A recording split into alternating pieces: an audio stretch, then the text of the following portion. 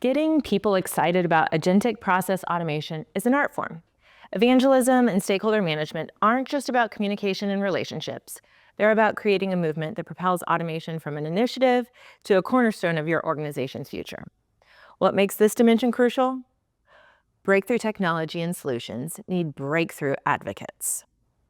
Your ability to cultivate champions and secure executive buy-in determines whether automation remains isolated in pockets or spread organically across your enterprise.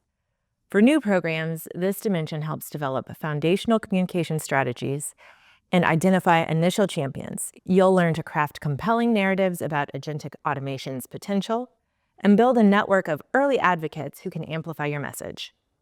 As your program matures, you'll implement comprehensive evangelism programs and targeted stakeholder engagement strategies. You'll create diverse channels for sharing success stories and develop approaches that turn automation enthusiasm into action. And when you're ready to scale, this dimension positions agentic process automation as a core pillar of your organizational strategy. You'll foster self-sustaining innovation ecosystems where business transformation and agentic process automation becomes part of your company's DNA. The result?